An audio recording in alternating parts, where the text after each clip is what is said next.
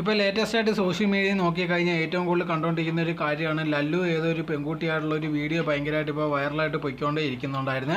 ആ പെൺകുട്ടിയുടെ കഴുത്തിലുണ്ടെങ്കിൽ ഒരു നെക്ലസ് പോലെയൊക്കെ കിടപ്പുണ്ടായിരുന്നു. അത് കണ്ടിട്ടുണ്ടെങ്കിൽ ഇത് സഫയാന്നുള്ള രീതിയിലൊക്കെ പറഞ്ഞുകൊണ്ട് ഇപ്പോൾ ഭയങ്കര വൈറലായിട്ട് പൊയ്ക്കൊണ്ടേ ഇരിക്കുകയാണ്. പക്ഷേ ആ വീഡിയോക്കകത്തുണ്ടെങ്കിൽ ആ പെണ്ണിൻ്റെ മുഖമൊന്നും കാണാൻ സാധിക്കുന്നില്ല. ഇതിന് ഒറിജിനലാണോ ഫേക്കാണോ എന്ന് പോലും അറിയത്തില്ല. എന്തായിരുന്നാലും ശരി, ഇപ്പോൾ സോഷ്യൽ മീഡിയ നോക്കിക്കഴിഞ്ഞാൽ ഇതിനെ പറ്റിയുള്ളൊരു സംസാരമാണ് അധികം പൊയ്ക്കൊണ്ടേ ഇരിക്കുന്നത്. ഇതിനെ പറ്റിയുണ്ടെങ്കിൽ ലല്ലുവിൻ്റെ അടുത്ത് നേരത്തെയും ചോദിച്ചിട്ടുള്ളതാണ്.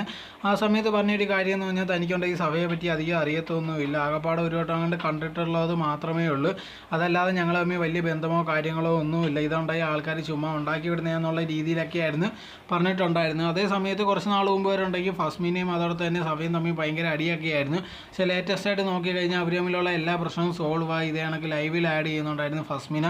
അത് കഴിഞ്ഞിട്ട് ഫസ്മിനെ ഇടുന്ന എല്ലാ പോസ്റ്റുകൾക്കും ഉണ്ടെങ്കിൽ സഫ ലൈക്കൊക്കെ ചെയ്യുന്നുണ്ടായിരുന്നു. ഇപ്പോൾ സഫയും അതോടെ തന്നെ ലല്ലു ഉണ്ടെങ്കിൽ ഏതെങ്കിലും റിലേഷൻഷിപ്പിലായിരുന്നെങ്കിൽ തീർച്ചയായിട്ടും ഉണ്ടെങ്കിൽ ഫസ്മിനെയായിട്ട് നല്ലൊരു ബന്ധത്തിൽ പോകാനുള്ള സാധ്യത വളരെയധികം കുറവാണ്. ഇനി അത് അറിഞ്ഞിട്ടും കേസൊന്നും വേണ്ട, അല്ലെങ്കിൽ കേസിന് പുറകെ പോകാൻ താല്പര്യമില്ല എന്ന് വിചാരിച്ചിട്ട് ഇങ്ങനെ നിൽക്കുന്നതാണെന്നൊന്നും അറിയത്തില്ല.